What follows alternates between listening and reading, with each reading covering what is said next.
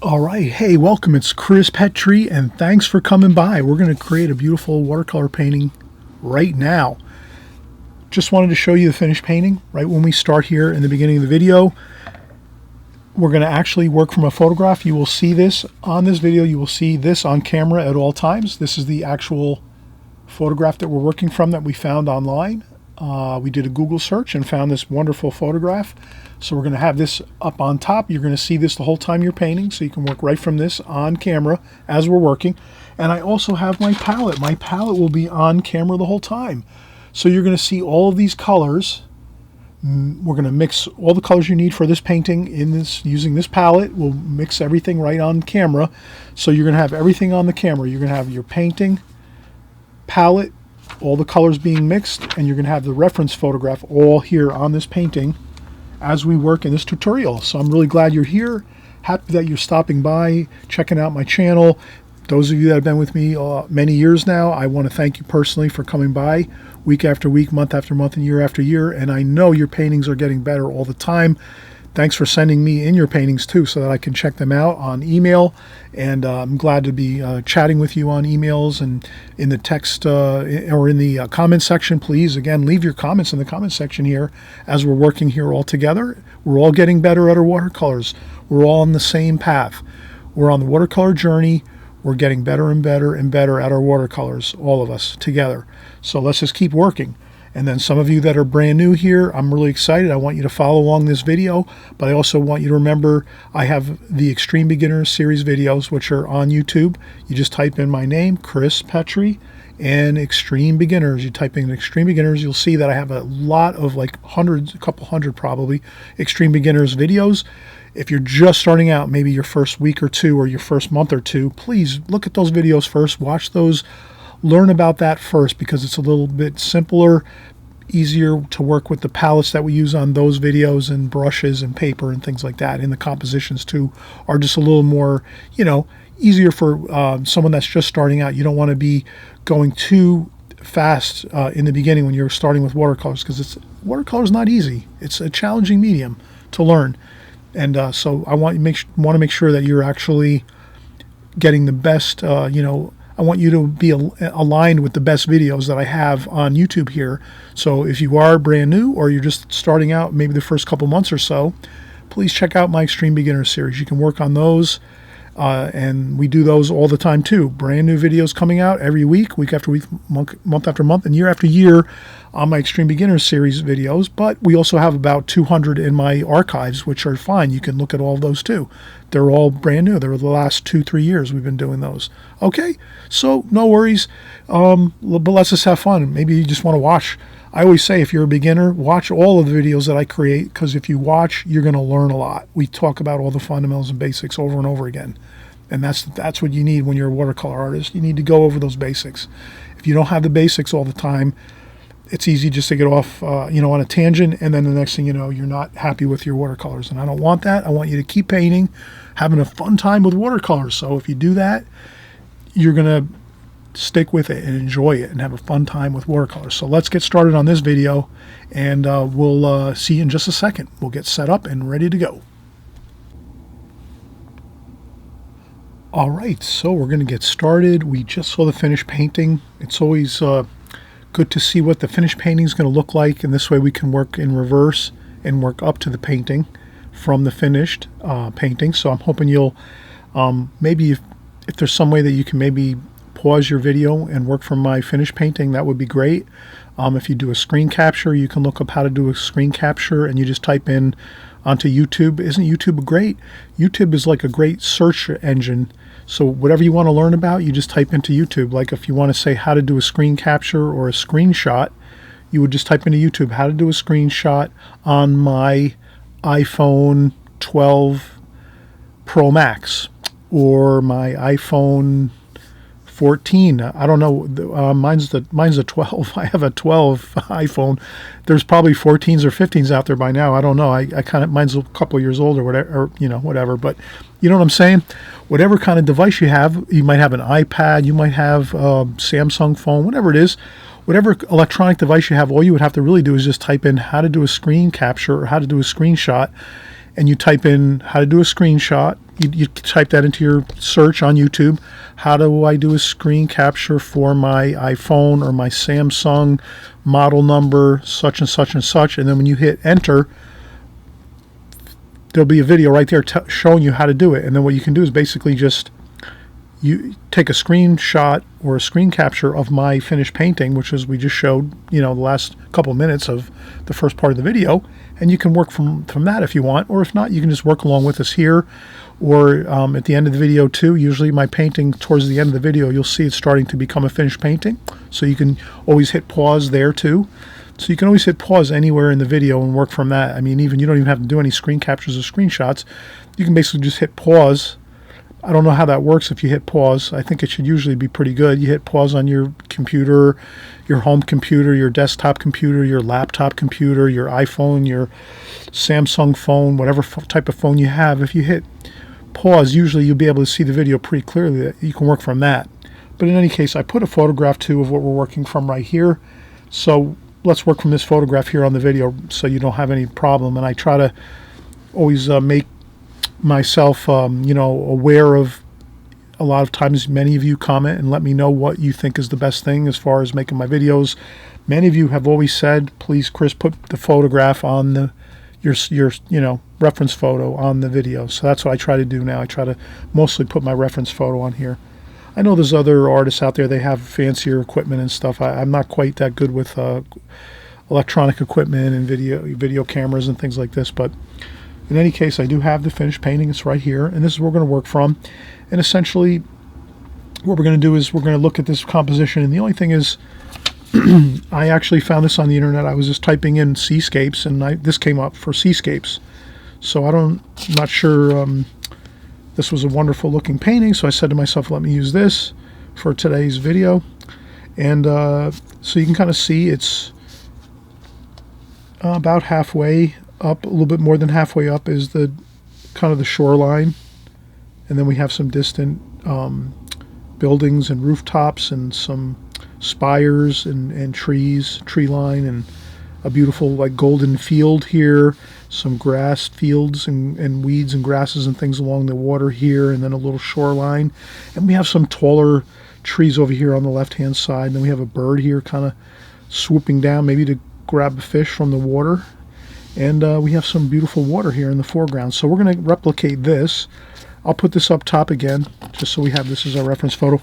I think I have to tuck this in a little bit here so you won't see some of, but we'll kind of just make sure there we go. Okay, so you're going to notice that we'll make a little more water on the bottom here. So the first thing I'm going to do is kind of notice this artist went a little bit above halfway, whoever painted this. They went a little bit above halfway on this, on their canvas or on their watercolor paper. So if we just look at our watercolor paper and say, okay, that's what we're working with here. That's the rectangle.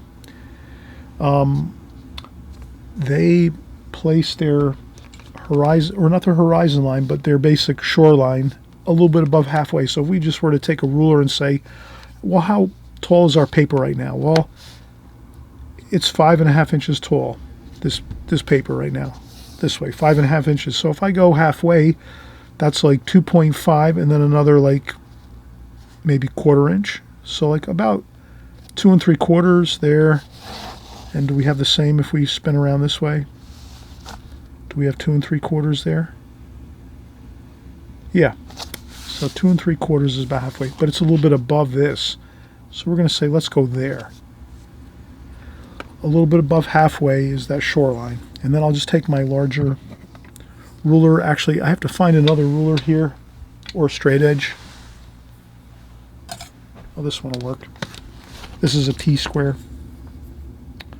These T-squares work great. You can kind of just butt them up against the edge of your...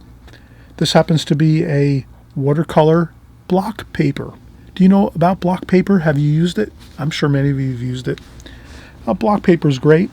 It's basically pages of watercolor paper that are glued all together, and once you paint on it, when the paint and the water dry, it goes back to a really tight watercolor paper, so there's no buckles in it. So that's a really great thing about it. the block paper. So I'm going to take my straight edge like that, hold it tight against the edge, and then just get a straight line across here, a level line. That's my level line across. All right, so that's pretty much our level line. That's all we needed just to start with. So this is kind of a fun painting. It's not too difficult. It kind of is really a painting that's going to be fun for you. You'll enjoy it. You'll have lots of beautiful washes of color, exciting, reds, blues, golden colors, greens. You'll have all the colors of your palette in this painting. The composition's kind of straightforward. Again, we're talking about composition, really the halfway point. Well, our shoreline's a little bit above the halfway point up here. So we just wanted to make a note of that, saying that the artist that created this wanted to make that halfway point a little bit above the halfway point of the paper. So they wanted to raise up that shoreline just a little bit above halfway across the paper. And then from this point, we just noticed that there's a shoreline here, so we can just sort of create a shoreline here. And let's come over to about here. So we can almost look at it here and kind of say, all right, that's about 3/4 of the way across.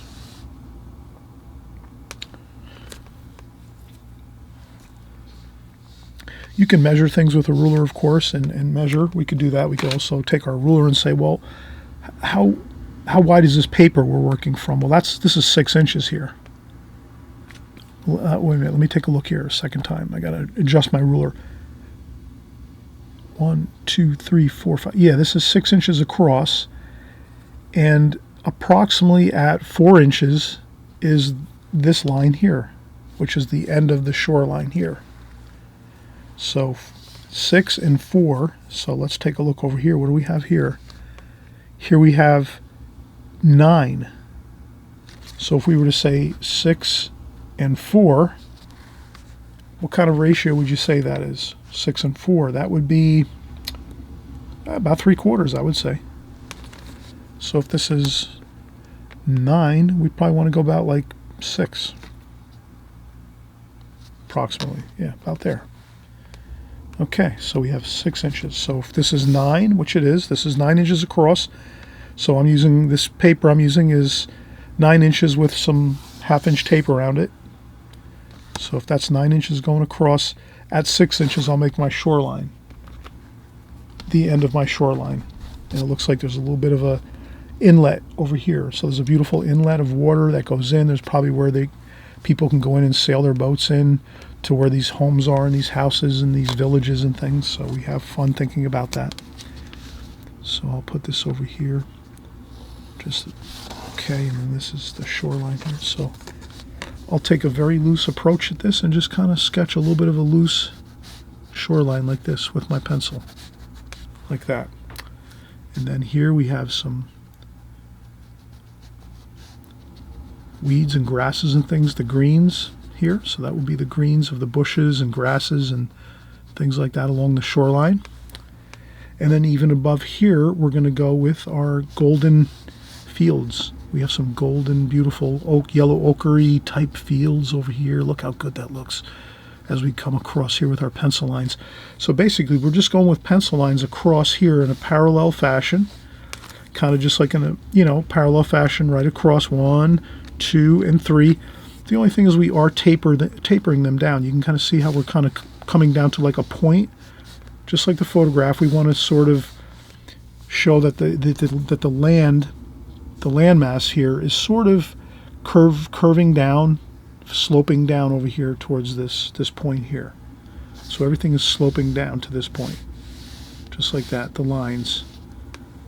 Okay, and we have those 3 parallel lines, which would be the reflection of the shore line here.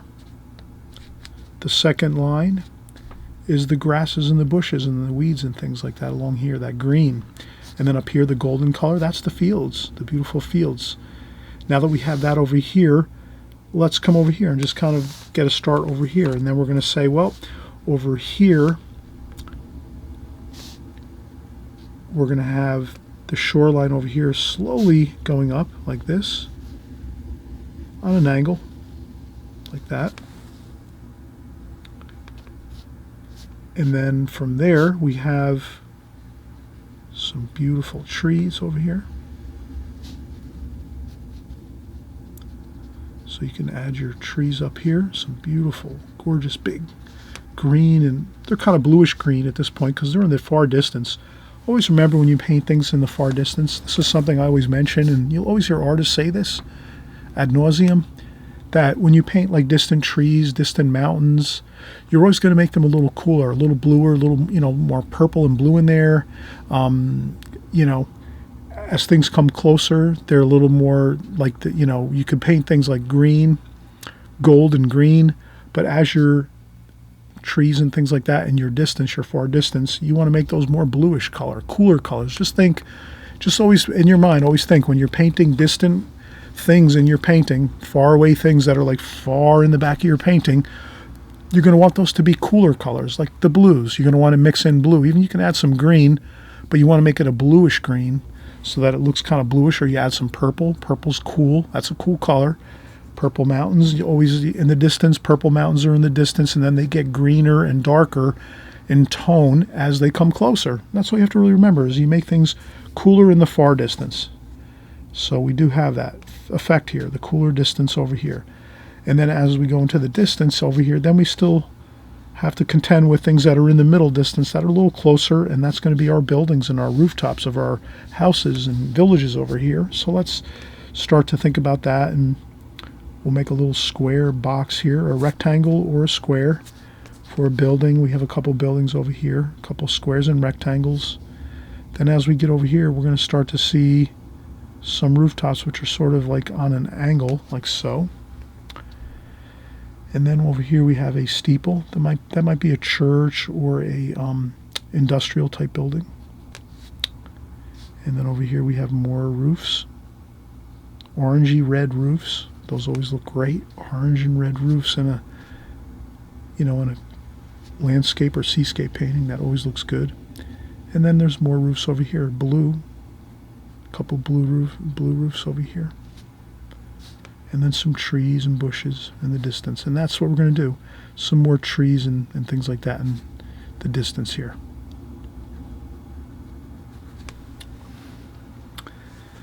So, right now we have a good sketch of everything we needed to do. A good drawing, a preliminary drawing. The only thing I also wanted to do was just get this, maybe a very, very light touch of pencil, just to get that little beautiful blue horizontal line going all the way across the painting here in the water. And I'm thinking that this blue line in this water actually is maybe like the current. So the current is in the ocean here and it's flowing, and then maybe along here where it's lighter up here, that's where the water is, maybe it's a little more still and relaxed and there's not much waves. And then over here where the blue is, that's maybe where the water's a little choppier. And so it's kind of like a differentiation between the choppier water with a little bit of maybe waves and things like that, and then maybe a calmer section of water right over here, where it's more like mirror-like, in a sense. So let's capture that. Let's make sure we look at this artist painting and say, okay, well he or she created this little line across here, and then I wanted to lift this up just to see how far that line is up in the painting. And then if I lift that up, you'll see that that line is across here like so. Like that. And then we have all the rest below, which is here. And we have some reflections over here. And we have a bird here swooping down. Let's capture that. That's about halfway. So if we go halfway across our painting this way, that's about halfway. It's a little bit to the right of the halfway point, so I put my hand down there and say that's the halfway point, and then that bird is swooping down about there. And we'll just do that, make a nice little few wings of the bird like that. Like this. And that's good. We have it. All right, so let's take a break. Once you get all your pencil lines, your pencil sketches, your drawing in like we have just done here, please take a break. Take a little rest, maybe 5-10 minutes only. that'll get you like kind of relaxed. And then when you come back now, when we start putting in our paints and our washes, you'll be more refreshed and you'll have more concentration, I think. But I know some of you, you might have a little more concentration. Your level of concentration is, let's say, more is better. Like you can maybe paint for an hour straight and you don't have any problem. You're totally focused. Sometimes if I'm painting 15-20 minutes, I need a break. So everyone's different. You're the artist. Figure out when you need a break. Maybe you need a break every hour. Maybe you need a break every 10 minutes. Maybe you need a break every half an hour or 20 minutes. Whatever it is, you figure it out. That's all you have to do, is just figure out when you need a break, when you start to feel like you're starting to maybe drift a little bit or get a little bit like your concentration isn't quite there. Whatever time that you figure out for yourself when that is, that's the time you'll take a break, okay? Great. So let's come back. We'll start putting in our washes. We're going to paint this alla prima all at one time, so we're not going to really worry too much about doing a whole wash over the whole paper, which we do a lot of times here on my channel. You'll see that I do a lot of glazing technique, but this is the alla prima technique, and I do this just as much as the glazing technique. So I do the two techniques, glazing technique and alla prima technique in watercolor. So you'll see me always referencing those two. If you're sticking here on my channel, you'll notice that. Okay, all right, in any case, let's come back and do some painting. Let's just take a quick break and we'll get right back to it.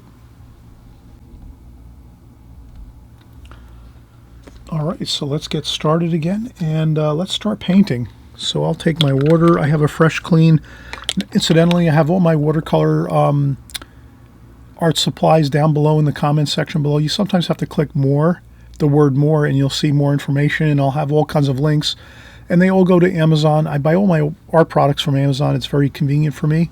I don't have to really spend any time going out and shopping and things like that. I do have some art stores right close by that I do, I go to those once in a while, but I use most of my art supplies I purchase right on Amazon. They get here to my house, my studio, 1, 2, 3. So I put those down below, so you'll see all the art supplies that I use. These are supplies that I use on an ongoing basis that are good. They're going to actually work well for you.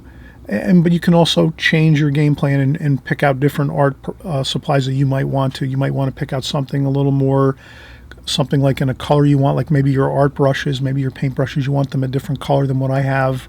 Or, maybe you want to have something different with your paints. Maybe you want to try a different brand of paints or whatever. But I'll put all the stuff that I use just so you see what I'm using, so you know, that's all. These are really nice rubberized watercolor containers that I use. These are really nice. They're nice and quiet on my videos. I used to use those plastic ones and they made a lot of noise. These are kind of nice and quiet. So I put these over here on my right hand side. And this is just a real simple travel brush, Da Vinci No. 5 travel brush. And this is synthetic brush. So it's a little more good for beginning if you're just starting out in watercolors, or if you've been painting a while in watercolors but you just want to use a synthetic brush, which is kind of nice. If you're doing, paintings where you don't want to use as much water, these are kind of really good for that. They kind of just let you.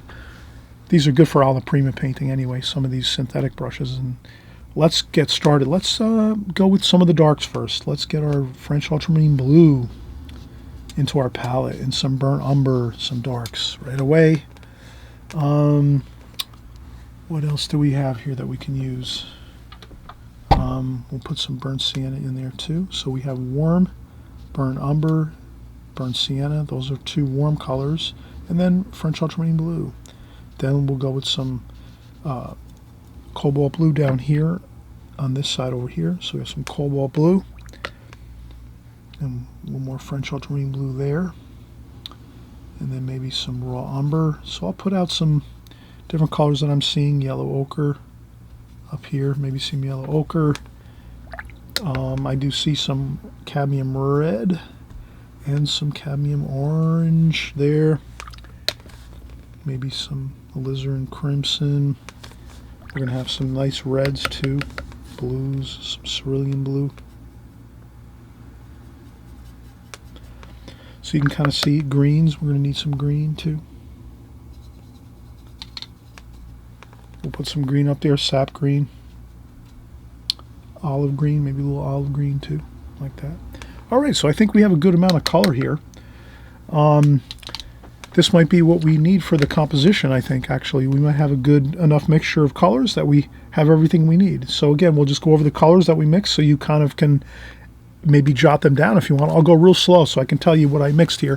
And you'll see that I'm really a big, I definitely, many times I will encourage everyone to mix some of your paints, really, to mix your paints kind of beforehand, or at least get them out on your palette beforehand, mix out your colors and say, okay, let's look at the painting that you're working from, or if you're outdoors, you're going to be kind of looking at the colors out in front of you, or if you're working from a watercolor book, maybe you're going to purchase my watercolor book where I have really tons of beautiful watercolor paintings. I hope you'll consider buying my watercolor book. It's down below in the description box below, with also a review on YouTube, so you can actually look at all the pages in my book. Every one of the pages, you'll see exactly all the paintings you'll be purchasing if you do buy the book, and the book is very inexpensive.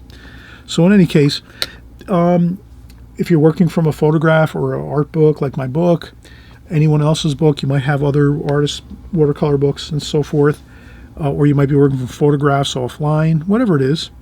Always remember, if you look at that painting that you're working from, or if you're outdoors and you're looking out at the outdoors and the colors out there, just try to kind of put those colors in first like we're going to do here. So again, I looked at some of the darks and I said, all right, first thing, let's get our darks in first. Let's go with that French ultramarine blue with a little bit of burnt umber and burnt sienna, just to add a little more variety to that darker blue.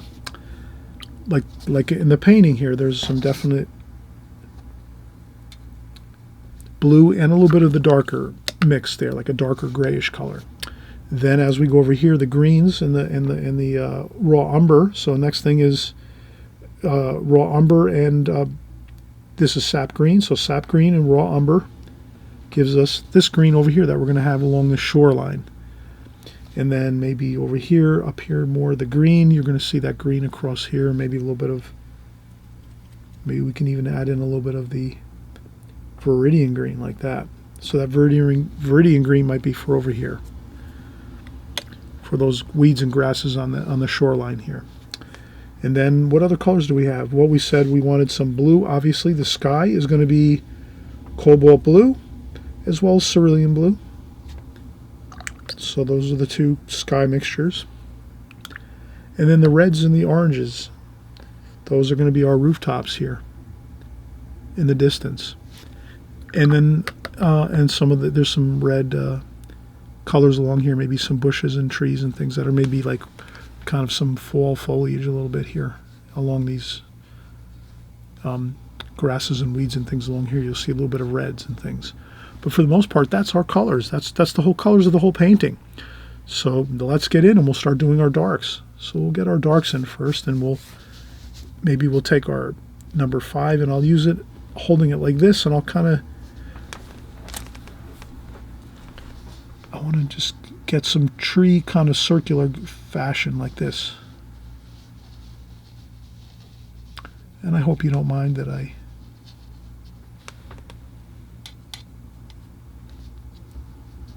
and then once you get that first kind of scrubbing, and I'm using Arch's rough paper here. Arch is the orange cover, the orange cover on the Arch's block paper, just so you know what I'm using as far as colors. And then I'll mix some blues in with this too. I want to make sure these are kind of looking cooler in blue and gray, so blue and gray, and a little bit of green too. We want to add a little green in there too, just so they read as, you know, some green, bit of green color and blue, and they're a bit in the distance.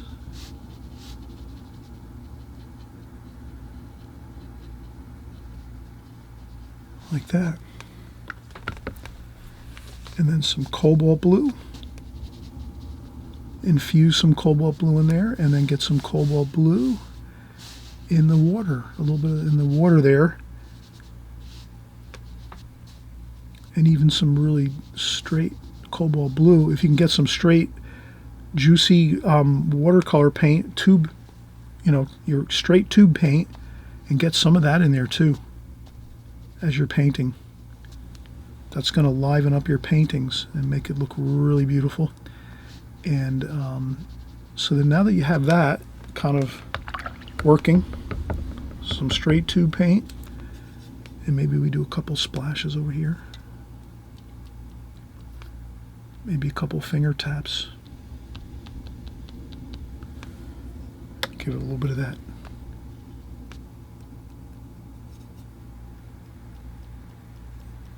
Okay. And then some of the dark again. Let's add some of that dark. Like this, and that would be the reflections coming down in the water. And over here too.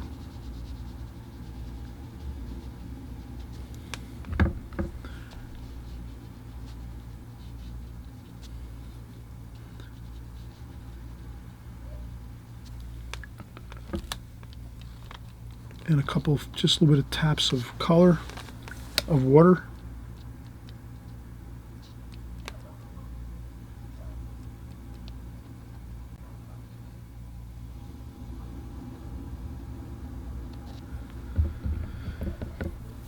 And then we'll use some more of that blue color. We're going to do some more blue over here. Bluish green. Let's add some green to that too.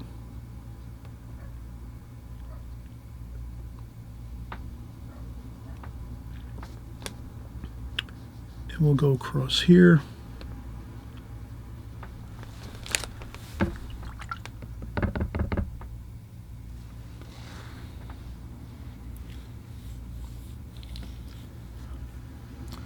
So you can see we're working our darks first.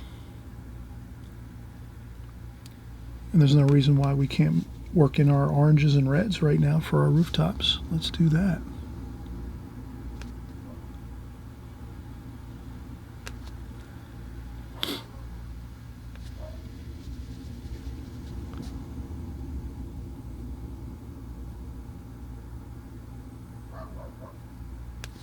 Like so.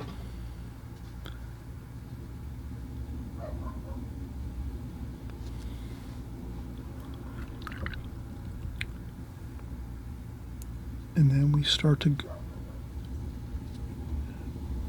look at the trees. They're looking bluer in the distance over here, the distant tree line. So I'm just trying to like match what I'm seeing here in the reference photo.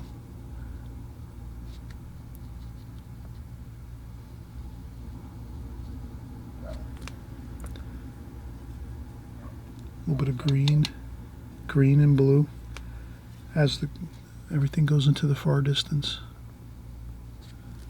like that.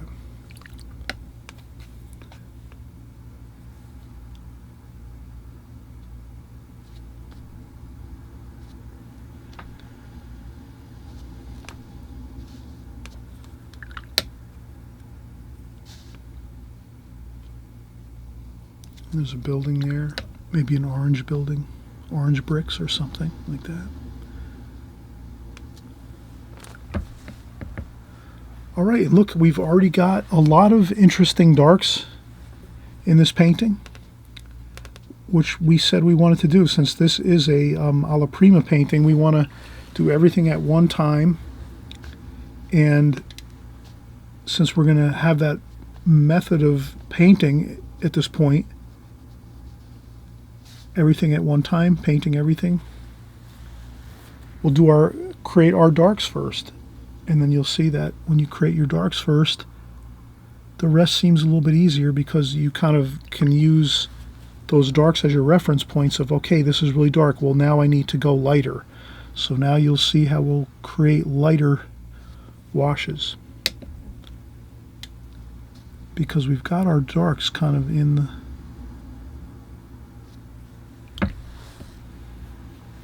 into the picture. So these are the darks. All right, let's take a quick break. Again, I always mention I like to work 15-20 minutes and then I take a break. Hopefully you'll do the same thing, or however much time you need. So whatever time you need to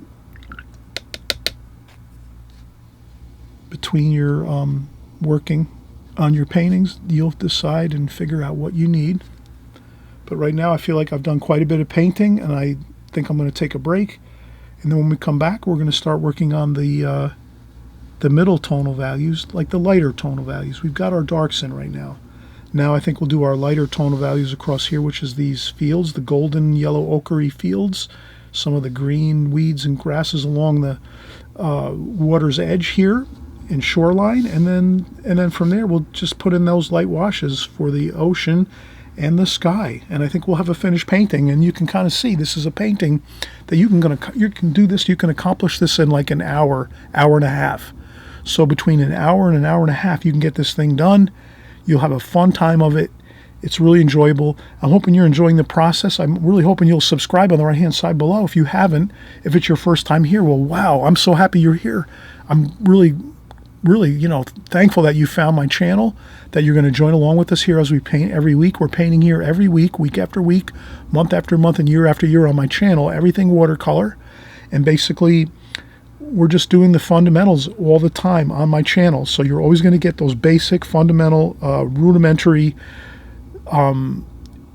methods and techniques in watercolor that are going to just take your paintings to the next level. You're going to become proficient at watercolor after a short time because you're getting all the main ingredients that you need right from the start, and you'll keep practicing those methods and techniques week after week, month after month, and even year after year. And if you're practicing the fundamentals, you're obviously going to get the hang of it, and you'll be creating beautiful paintings. Many people send me their paintings here on YouTube. On my emails, they send them in and say, "Oh, Chris, look at this painting I did. What do you think of it?" And I'm always like amazed at how good people are. My artists, my fellow artists, are doing a great job out there because we're all working together. And I'm just showing you what I think are the main key points you need to follow with watercolor. And many people are out here on my channel doing that, and they're getting great results. So there's no reason why you can't do those same results, can't get those same results. So don't think that watercolor is easy. It's not easy, but if you're doing the fundamentals every week, week after month, and or week after week and month after month and year after year, you're going to get good. But especially if you're working a couple 6 to 8 to 12 months, or even a year and a half, 2 years, if you're working with us here on my channel for that amount of time, you're going to be creating good watercolor paintings by that time. By 1 year, 1.5 years, 2 years, you'll have the hang of it. I know some other channels out there, I'm not going to name names, they sometimes bounce around from one subject to the next, and they're not covering the basics of what you need. So if you stick here on my channel, trust me, you're going to get the fundamentals, the basics of watercolor. Every time, every video I do, I always cover the main basics of it. Okay, all right, so we're having a great time here, and let's get back to finishing up this painting, because I think we're pretty much, we're about 3/4 of the way through, 75% complete. We just have to get the hills here, the yellow ochre hills with some grass along again, we talked about the ocean here, the ocean water. And then once we do that, we'll pretty much just have to get a little bit of light wash on the sky and in the water. And we'll do this beautiful bird kind of swooping down for maybe grabbing up a quick fish for a snack. And we'll get this all completed now in the next 20 minutes to half an hour. Okay, so we'll be right back. Okay, let's start working again. We have our game plan of darks first. Those are complete. Let's get our yellow ochre distant hill here. And this is something you can do. You add a little bit of yellow ochre, maybe a touch of green in there.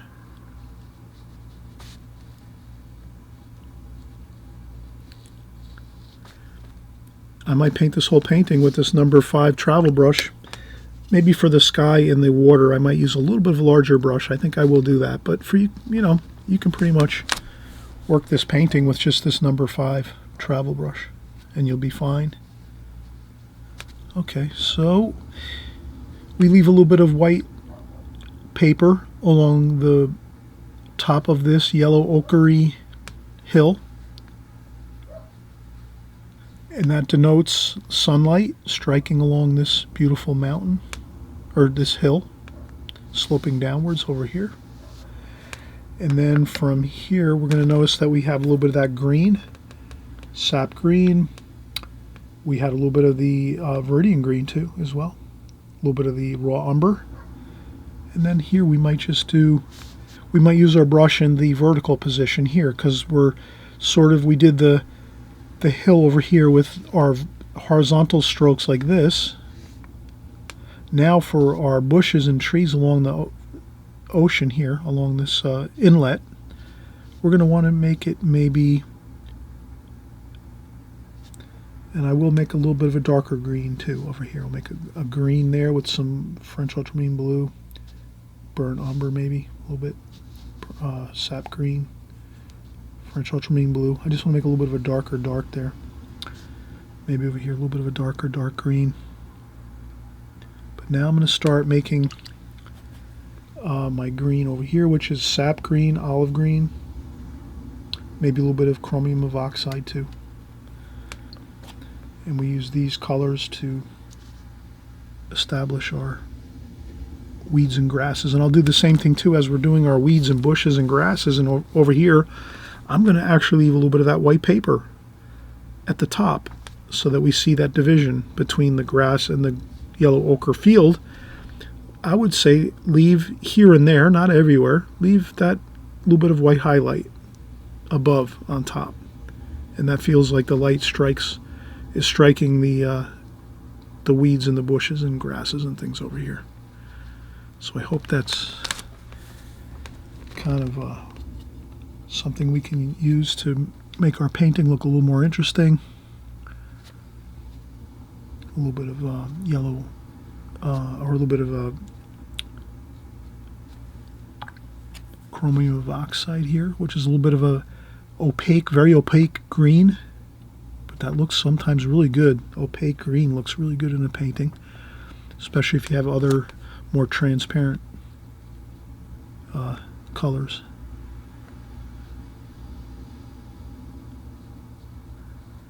And as you can see, I use my brush in a vertical fashion like this to go across to get those kind of like vertical strokes, brush strokes like this. And I hope that looks to you good. Back where you are, you're nodding your head up and down saying yes, I think that looks good.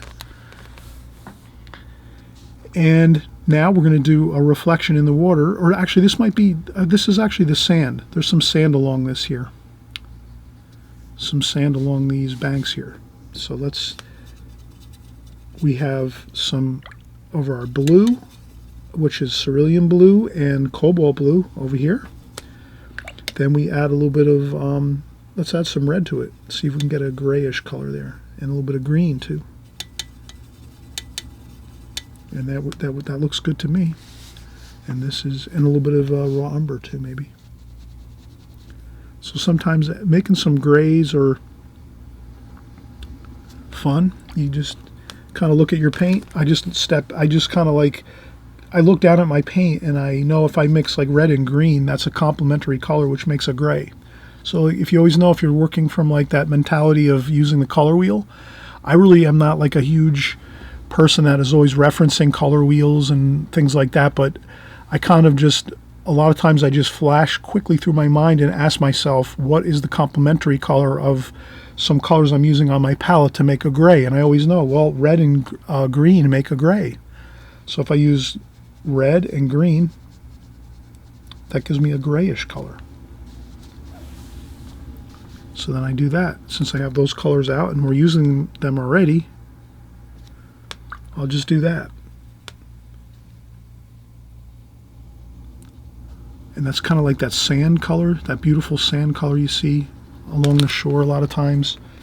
And then you can add some yellow ochre or raw umber to warm up a few spots to the gray colors. But the gray does look beautiful, and that's simply just some of the, this happens to be alizarin crimson and some of that blue, the cerulean blue. Alizarin crimson and cerulean blue does make a beautiful gray color. And then maybe we'll go over some mixing in maybe a future video or so. Let me know in the comment section.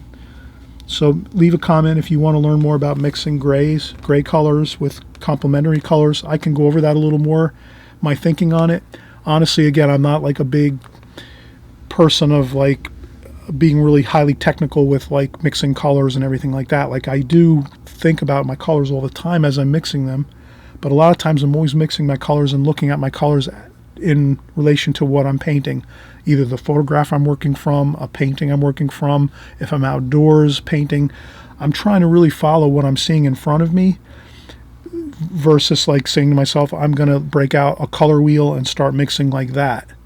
So I'm more or less like I'm painting what I'm seeing. That's mostly how I paint what I'm seeing, paint the colors I see. So if I'm looking at a watercolor painting like this one here, I'm painting what I'm seeing right here. I'm just focusing in on that and saying, okay, I see yellow ochre there. It's a little bit grayish color. I'm looking at the gray sand across here. How do I get a gray along here? Well, I sort of know just from my knowledge studying watercolor. You can take the color wheel, look at the color wheel, which they're, plentiful. You can go online and just look up a watercolor color wheel, and you'll see the complementary colors when you mix them together. A lot of times they'll make a beautiful looking, a grayish color, color that looks wonderful. That's what we're doing here. We're just going to use that foundational knowledge of mixing complementary colors. And that's what I'm doing as I go here, because I do notice a gray color here along this sand here.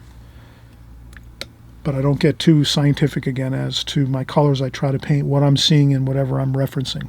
Hope that if any questions, let me know. Send me an email. Leave a comment in the comment section.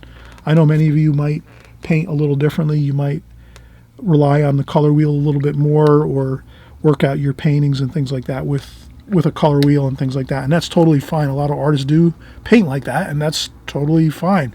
You're the artist. You have to figure out how you're going to paint your paintings and choose your colors, and all that is something you work out as you go. So now I think we have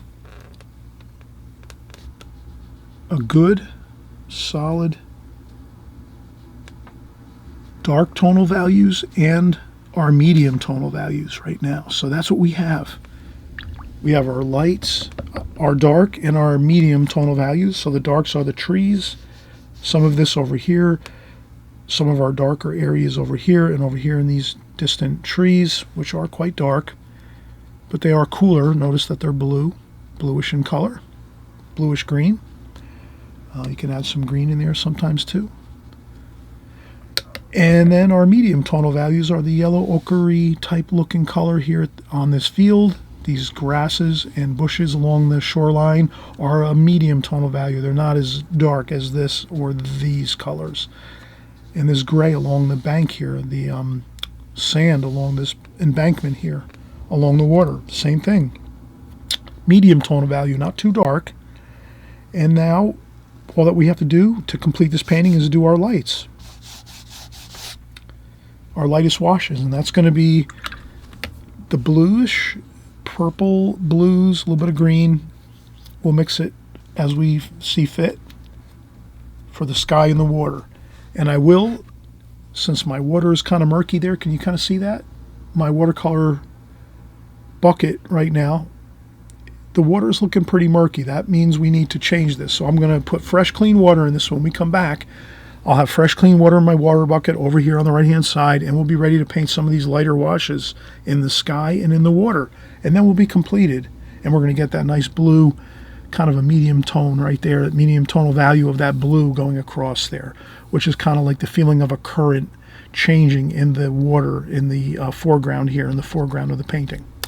So let's come back in a second or two. We'll take a quick break, and then we'll get started with our sky and water.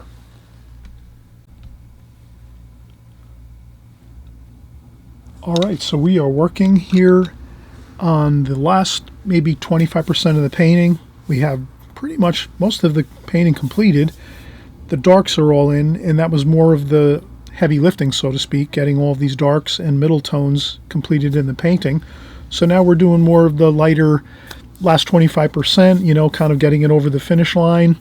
The thing we'll notice is, as we look at this, I'm going to lift this up just a little bit.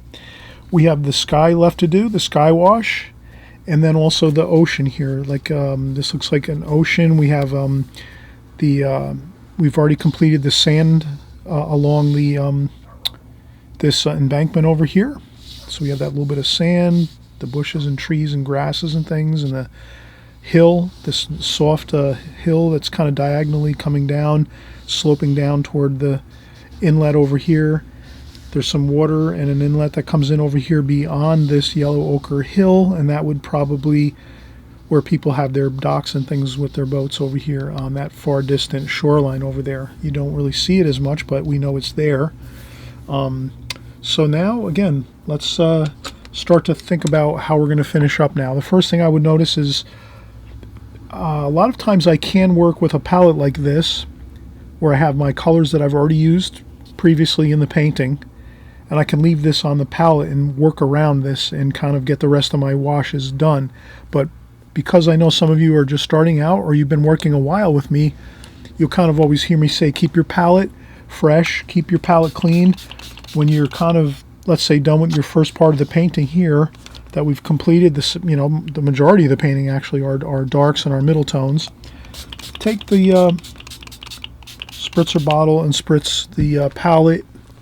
Spritz your palette, please, and use some paper towel or tissue. Paper towel's better.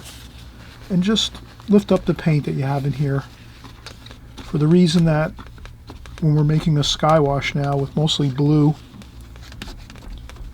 we want to start out with a fresh, clean palette, so we can get that really good light clean looking wash. And I also emptied my water, and I have to get some fresh clean water with some bottled water I have to run across the studio.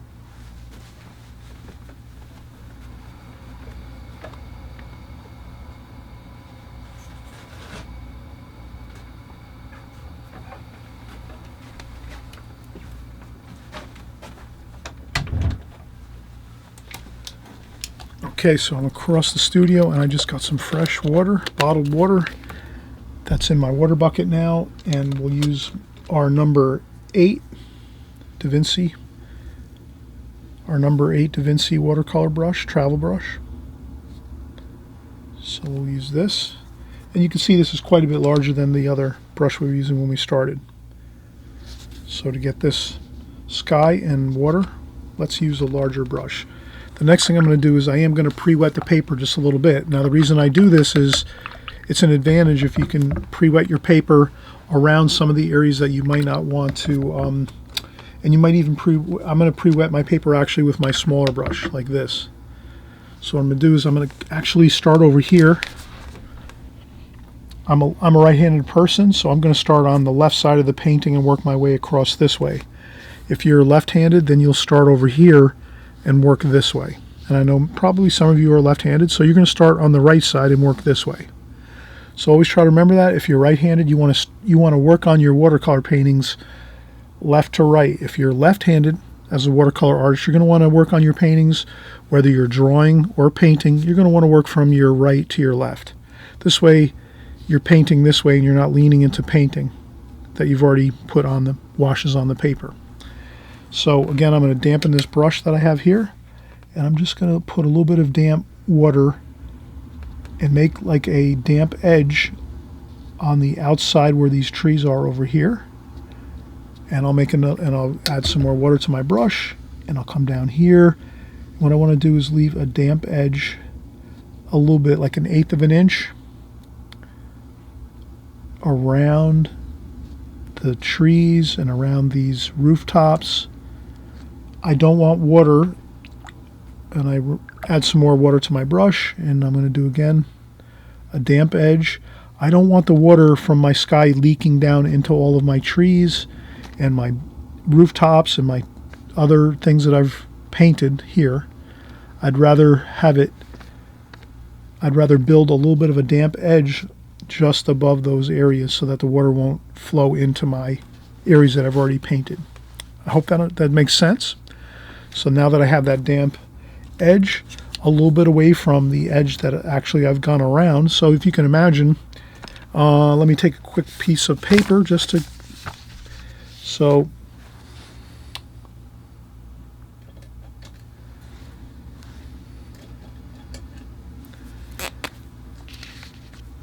if these are some of my rooftops here and some church steeple, let's say we have here possibly, and some trees. My damp edge that I'm making with my brush is like this. It's above these areas. So if you can imagine, I'm keeping that damp, the point of my brush is here, and I'm going this way like this, all the way around. And then what happens is, when I go to do my wash for my sky,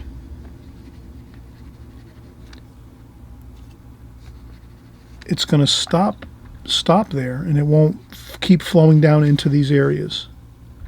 Whereas if I didn't put that damp edge, it would flow right down into these areas. It would just flow on down like that and just flow into these areas and then start to disrupt all those washes we did.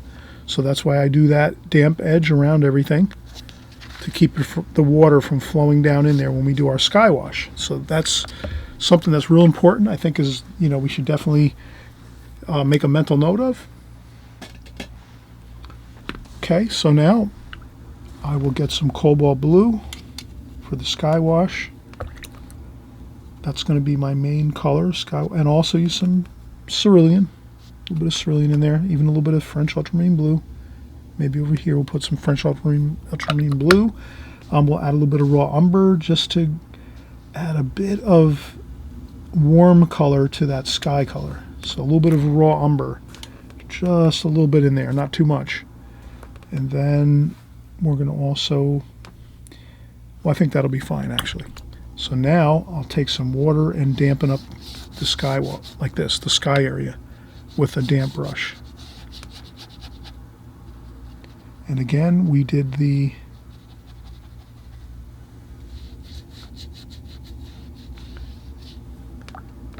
you can add a little bit of water up here. You can add more water at the top, more damp water up here. You can dampen your paper a little more up here.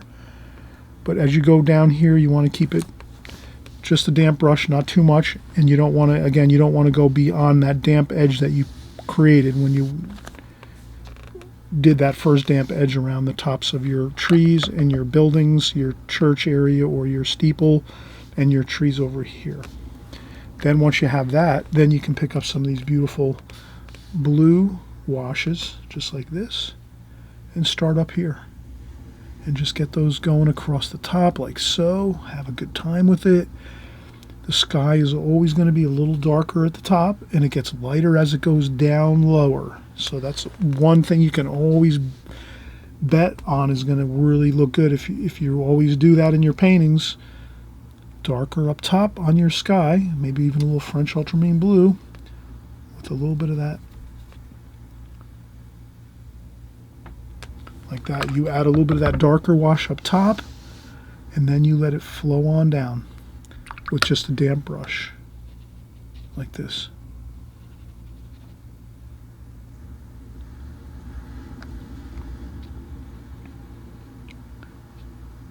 And then you can lift upwards like this to tie in the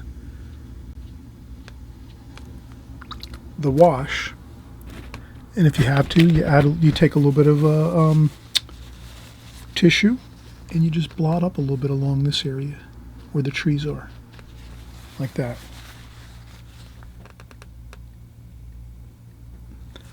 And then what I always do is I add a touch of a little bit of orange, a little bit of cadmium orange, not too much, just a little bit like this here. So you add a little bit of, can you see how light that is?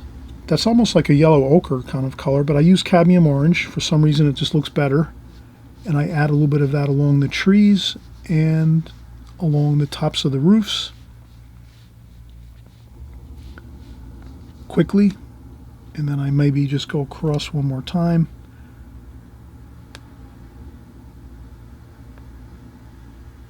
And it's along the bottom of the skyline here.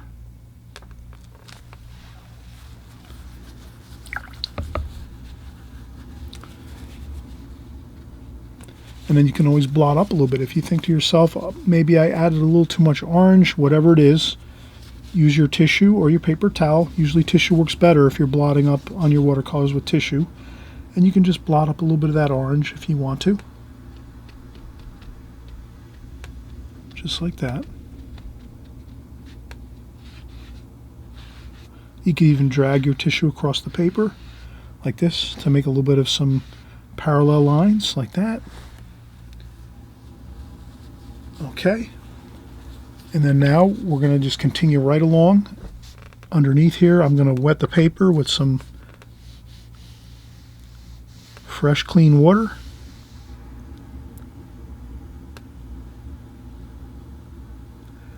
Now this I want to make very light.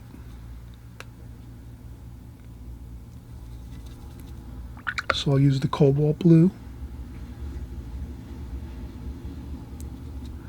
And you always remember too, watercolor dries lighter. So if you put on a light wash like this, it's going to dry even lighter than what you're seeing right now. So I will go a little bit darker. A little bit of the French ultramarine blue in there too. Right across here.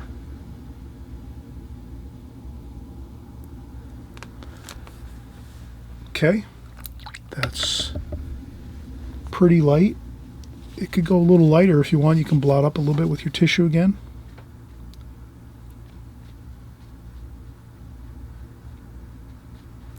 Like that. And then, again, we'll dampen this bottom section. I'll just add some fresh, clean water with my brush. Fresh, clean water. All the way across the whole bottom of the painting. Just a light, very, very light wash of fresh, clean water. Not too much. It shouldn't be flowing with big puddles. It should just be the damp brush adding a little bit of dampness to your paper. And then we'll do the same thing. We'll get our... And we should add a little purple in there too. I think that purple is going to look good there. Just might have to lift up a little bit. Once I put that on, I might say that's too much. But I want to add some purple up here too in the sky quickly. I would let it dry actually. Don't add washes until your other washes dry. I'm breaking the rules a little bit right now. I just wanted to add a little bit of the purplish color up here.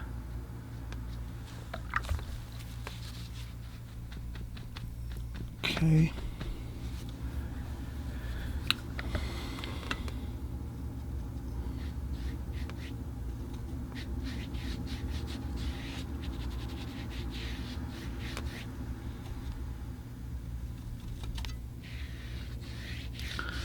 And I just get that whole light wash going right along here, like so.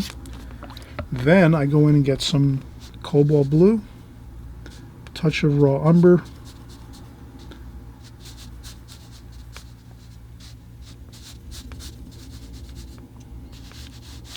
and then I just go with that darker bit of paint.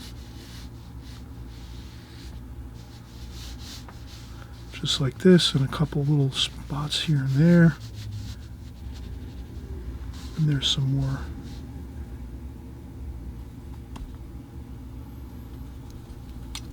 A little bit of grayish color there too.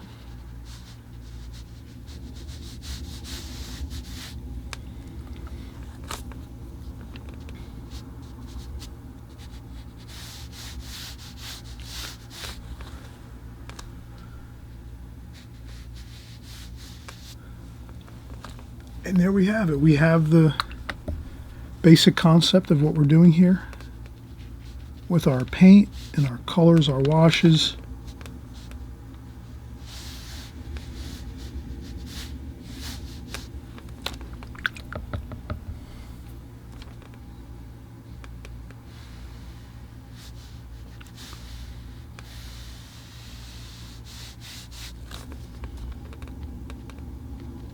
You can always blot up a little bit like this.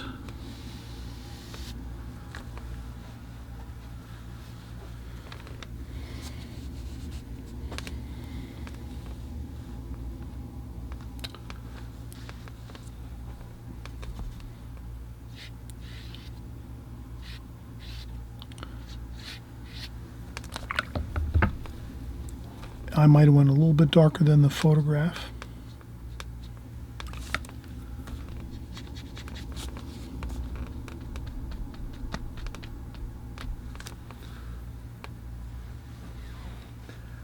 But I hope you've enjoyed this process. It's really a simple, straightforward process of just really getting in those darks and medium tonal values first. And then after we do that, we're home free. We just have the washes of the sky and the water to do. And we've kind of shown you how it's pretty simple.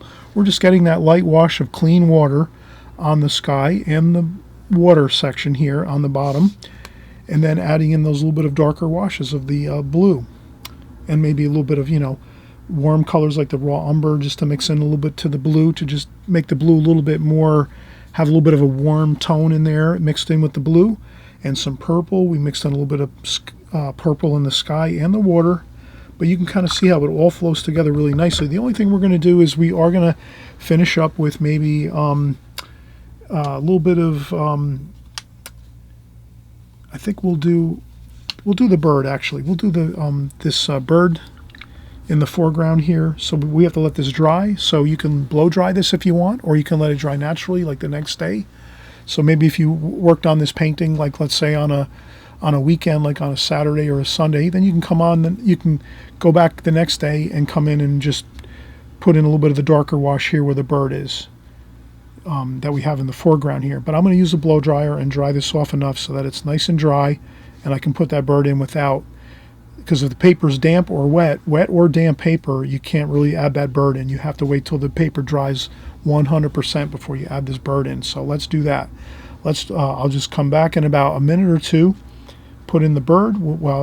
First thing I'm going to do is when I shut off the video here, I'm going to use a blow dry off the paper right here in this section where the water is, and then we'll put in the bird next. And then once we're done with that, we pretty much have the painting completed. Okay? All right, so let's come back in just a few minutes. We'll finish up with our bird, and I think we're all set.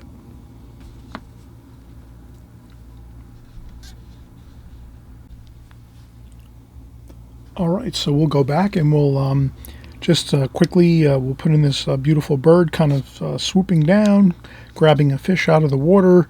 We'll use the smaller brush now. We'll use the Da Vinci number 5. This is a synthetic brush, a synthetic number 5. It has a great point on it, plenty enough that we can get this beautiful bird in here. And let's do that. Let's remember though, let's take our paper towel now and let's dry off a couple areas in our palette, because we're going to need straight paint. We're not going to use any water whatsoever to create this beautiful bird in flight. First thing we're going to do is notice that let's use some burnt sienna and maybe a little bit of red, and then some French ultramarine blue, and a little bit of burnt umber too. I think that makes a good dark for us. That looks good. That's a good dark. And then what I do is when I'm making my darks and I want to make a small bit to my painting like this, I will take the paint, get it onto the brush, and then I'll dry off a little bit of the paint onto a tissue, just so I don't have too much paint on the brush. But you can kind of see how I have that really nice point on the brush. You spin the brush around like this, you spin the brush around to get a really good nice point like that. And then you dry off a little bit of the paint too, so you don't have too much paint on there, too much water or paint. But this is straight paint now. So when I mix this little mixture, which is the French ultramarine blue, a little bit of burnt sienna, and a little bit of burnt umber, that's like a grayish, dark grayish color. It's straight paint. There's no water whatsoever in there. And that's the key point here, is you don't want any water. You want just straight paint for this part. And then we're just going to do I'm just going to do this quickly like this. Kind of some quick strokes just to get that like that. And like this. And then like this, like that. And that is really it. And then maybe a little bit of shadow there for the bird, or some reflection for the bird. I might blur out a little bit of that reflection there and then just tap it up with a tissue.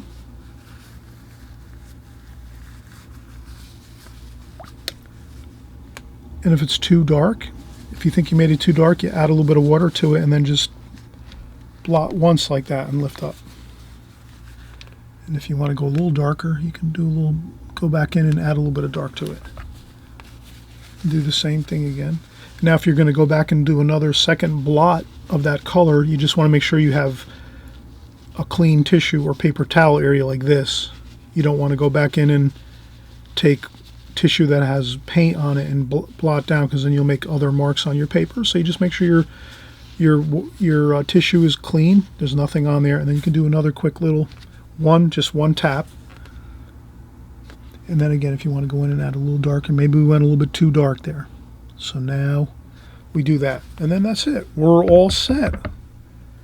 And then you can add a couple little bits of dark, maybe take some of this dark and maybe a couple little bits of round little dots here, maybe a couple splashes. You can lift up.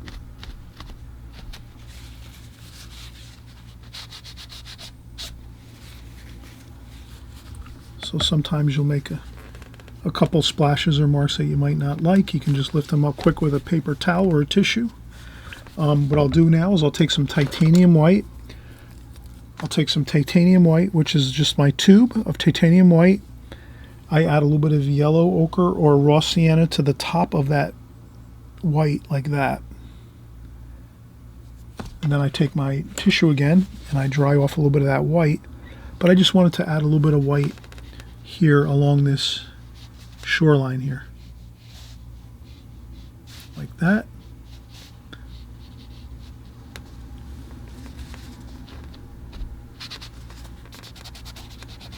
You can always blend out some things on your paper if you want, like that. And you can grab some more white on the tip of the brush. You might just add some highlights.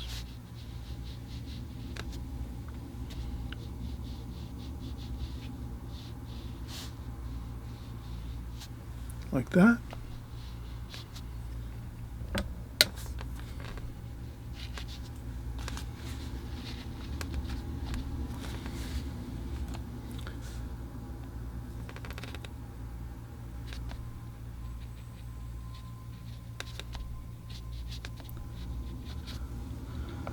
Sometimes you can fix a little bit of some areas that maybe got blurred or smudged with your white and yellow ochre and a little bit of your titanium white tube.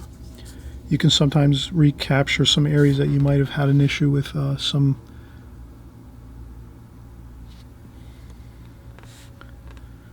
But I would just use that sparingly. I wouldn't use that too much. The highlights that we're having here. I might make a couple little bit of like that there. And I think that's fine. All right, so we have a completed painting. I'm glad you joined me. Again, I hope you'll subscribe. If you haven't subscribed before, on the right-hand side below, there's a subscribe button. You hit that subscribe button, and that just means you'll stay in contact with us. That's it. That's just YouTube's way of saying if you like a creator on YouTube that you think is really good and you want to follow them on a continuous basis, if you hit subscribe, that means they'll always let you know when the new videos are coming out for that subscriber. So if you want to see my videos on a continual basis and keep in touch with us here, you just click subscribe and you'll see my next videos coming out over the next few days and over the next weeks and so on and so forth. Again, thanks so much. I hope you will check out the links below where I have all of my my new book. Well, I have a book out. It's been out a couple years now. But it's a watercolor book. It's fantastic. It's got tons of information in it, tons of beautiful paintings. You can work from those paintings, and it'll be just like working along here on this video. You'll be seeing my paintings in front of you in the book, and you can paint right from the book and just work accordingly, just like we do here on our videos. And I'm also very, very happy to have all of my art supplies too that I use down below in the comment section. In case you're wondering what I use, you'll see all those links and everything like that. You can go right to Amazon and pick up a few items you might need if you're just starting out. And we also have my Extreme Beginner series. I hope you'll check that out too. If you're here the first time and you say, oh wow, I got to start watercolor right away, you might want to try my Extreme Beginner series first. My Extreme Beginner series videos are on YouTube, and I've been doing them for at least 2 years now.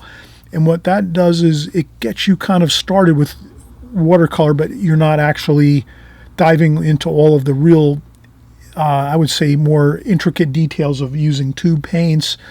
We use a simpler palette. We use simpler brushes. We use basic paper, and we do a little more, not as a sophisticated paintings, let's say. We do a little more basic paintings, beautiful paintings nonetheless, but they're just a little more basic, because if you're just starting out your first few months, your first year, you probably don't want to be diving into too much details and things like that, because that can get you kind of like frustrated maybe, or get you off on the wrong path.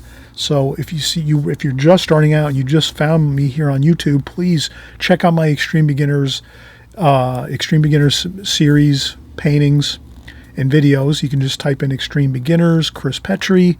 You'll see all of my videos there on YouTube. Chris Petri, Extreme Beginners, and you'll see like probably 100 or 200 paintings that are all Extreme Beginners paintings. We use a different palette than this one, but if you're here and you've been here for quite a while, then I'm happy you're here, and we're going to continue working.